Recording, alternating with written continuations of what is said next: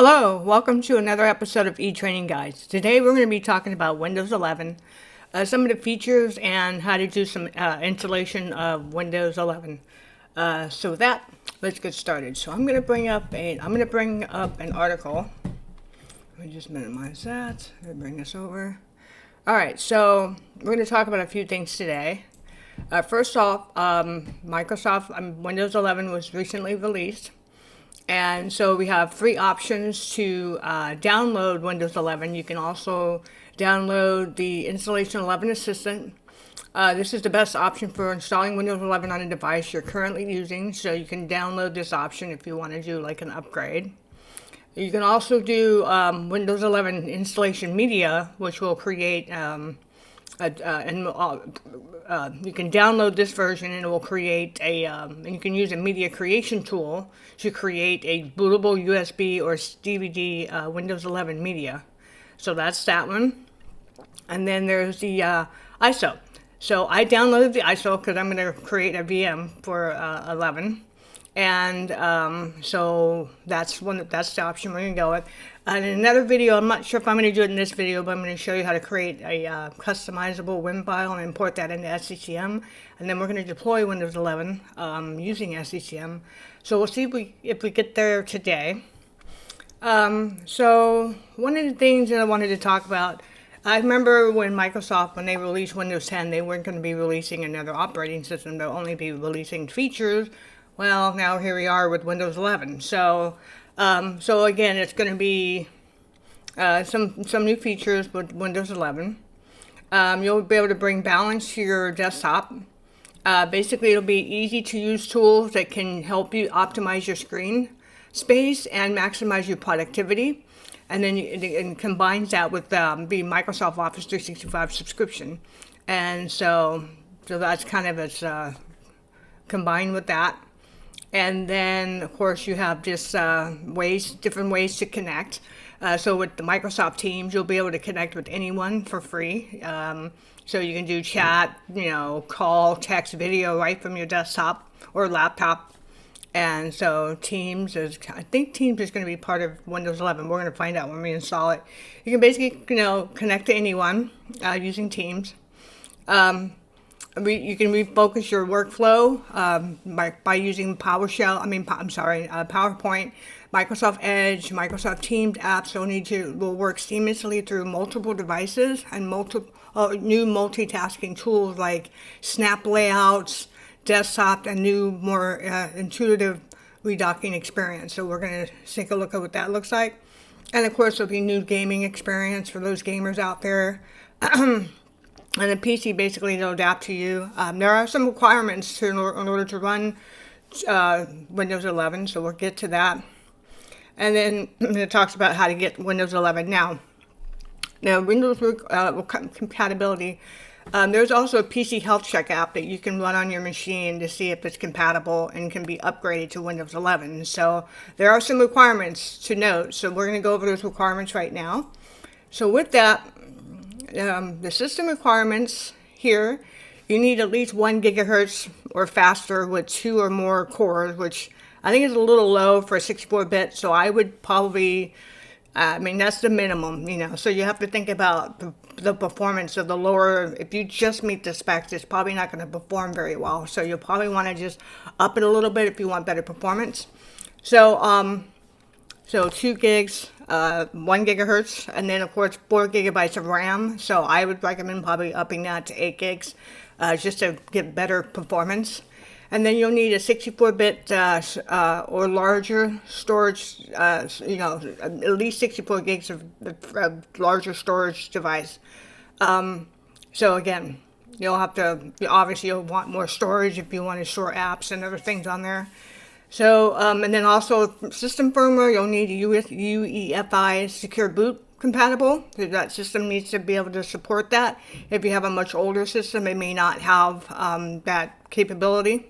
Also, trusted platform module 2.0 or greater. And then also, if your system doesn't have that, it's it's not going to probably install. You might get an error. There might be some features that won't work because of that. And there's actually features within Windows 11 that actually uses that, and we'll get into that shortly. You want to have a graphics card that's at least compatible with Direct 12 or later with the WDDM 2.0 driver. So you want to have that, and you want to have a display that's high definition of 720p. So that's a minimum display. So you probably want to go with a 2000.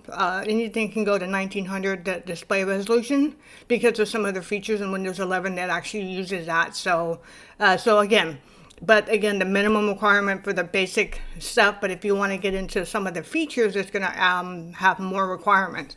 So with that, so here's some feature-specific requirements that you'll need to be able to meet in order to use these features. So if you want 5G support, you'll need obviously a required 5G capable modem where available. Auto HDR is what I was talking about with the monitor being better than the 720. An HDR monitor, it's going to be much higher resolution than 720.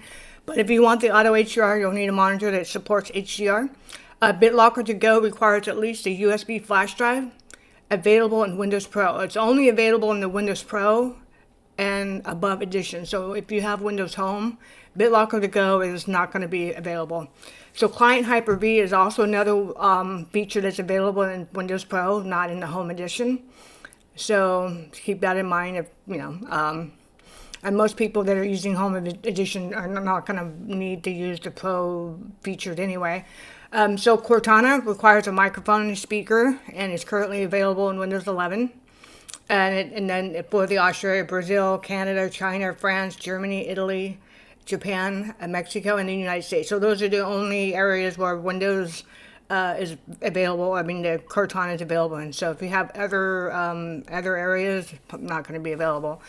And then, of course, if you want to take advantage of the direct storage feature, it requires an NVMe SSD drive. So if you have a spinning disk, you're not going to be able to take advantage of direct storage. So keep that in mind. Direct 12 is available with supported games and graphics chips. So as I mentioned in that system requirements, it wants the Direct 12 if you want to take advantage of the gaming piece.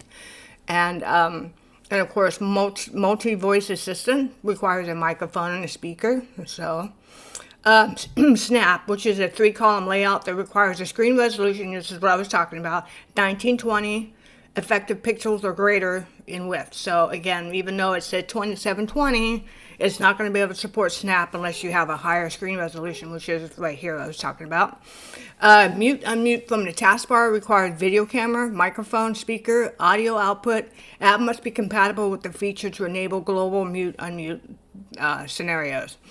Then spatial sound requires supporting hardware and software, so you'll have to do some research on that, but you'll need a sound card that will require that, and also, so Microsoft Teams requires video camera, microphone, speaker, audio output. Touchscreen, if you have a monitor that's touchscreen, you'll take advantage of the touch feature. My monitor does not have a 4K monitor, it's not a touchscreen, but laptops usually have a touchscreen feature, so you have to make sure your laptop meets those requirements to be able to. Then the two-factor authentication requires a biometric fingerprint reader. A lot of laptops do, like a lot of newer ones come with the fingerprint reader. And that fingerprint reader does require additional software to install in order just to use that. So again, if you're going to be using that, you'll need to have that. If your system does not have that, then obviously you won't be able to use that feature. Voice typing requires PC with a microphone. Wake on Voice requires a modern standby power model and microphone, and then Wi-Fi 6 will be Windows 10 will support Wi-Fi 6.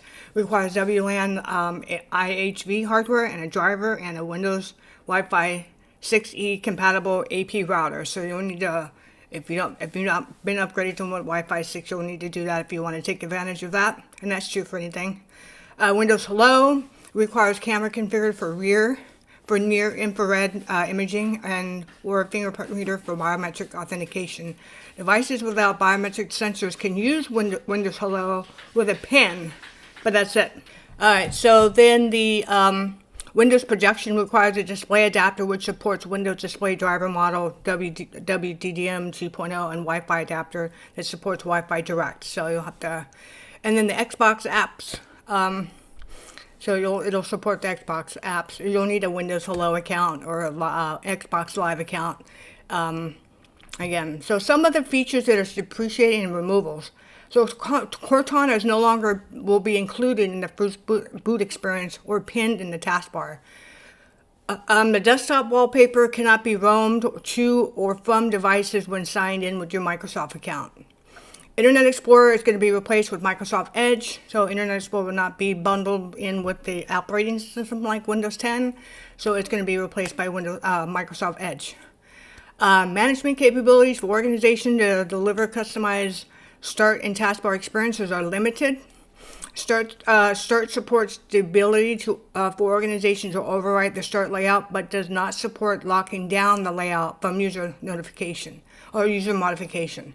Taskbar pins and ordering can be controlled by organizations. So keep that in mind if you have group policies that are controlling those type of components or features.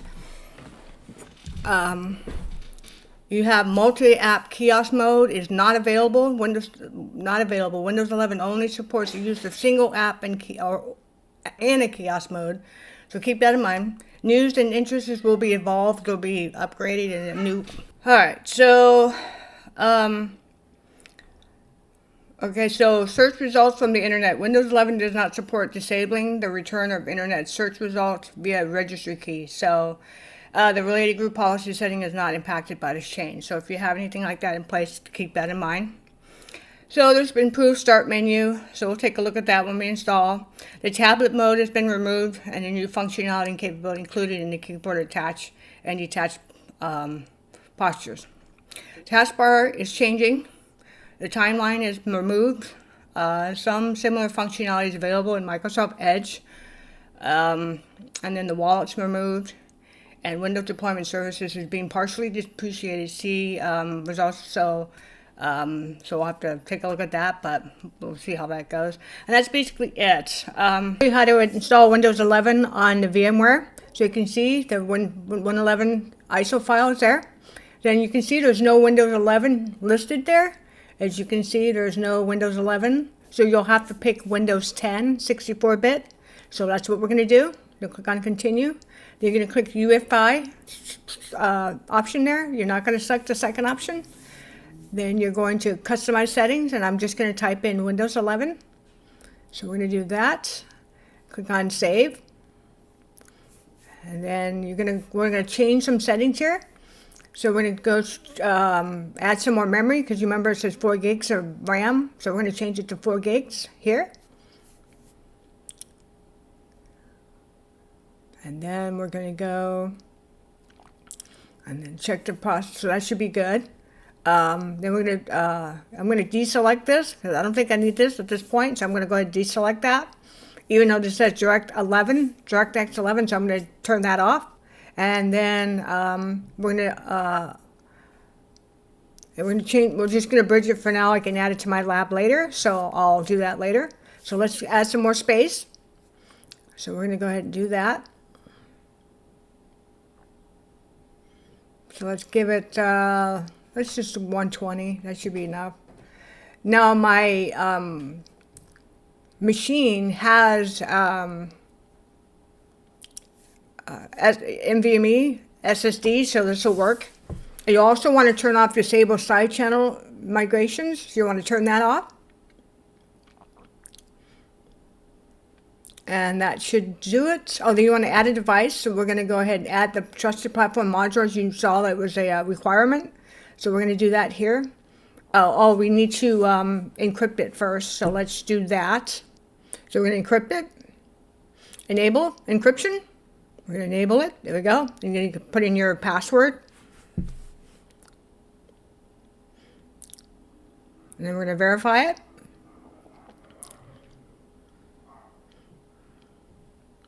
Okay, and then we're going to go ahead and add device, and this time you had trusted. There you go. This time I'm going to let you add it, but you have to encrypt it first. Add. Okay, show all. And you'll see right there, Trusted Platform Module, because that's a requirement. All right. So now we're going to do the install. There we go. You can see the Windows splash screen is displayed.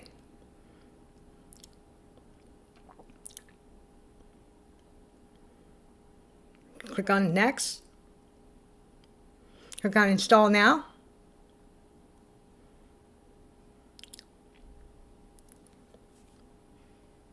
And I'm going to put in my CD key. Now, once I put in the CD key, now at this point, if this machine does not support the minimum requirements for Windows 11, you will get an error.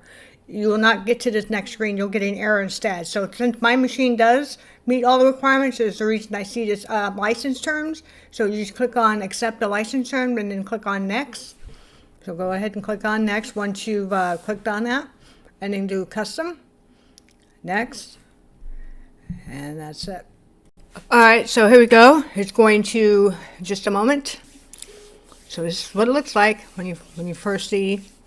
Now it's going to go through the setup wizard. You can select the different things. So I'm going to select United States because that's where I'm at.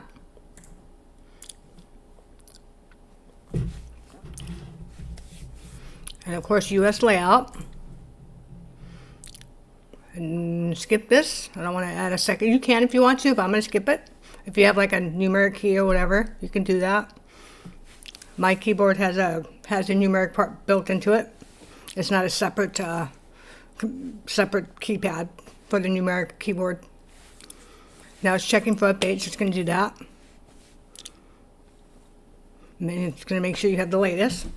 All right, so now we can name our PC. So I'm just going to call it Win11. Active Directory when you do add it to domain. So make sure your name is 15 characters or less. And then, of course, no spaces or any of the following special characters. So just keep that in mind, but at least it gives you the information here. So I'm going to say next, but that's what I'm going to call it. All right, so here's your options. You can set it for personal use. You'll have to use your Microsoft account for that, and or set up for work and school. You'll have to get access to your organization resources, email, network, apps, what have you. So I'm going to do this one because I'm going to add it to the domain at some point. Probably not going to do it today, but we'll see. I don't have my other. I clicked on sign in with other options rather than using the my account. So I'm going to go domain join instead.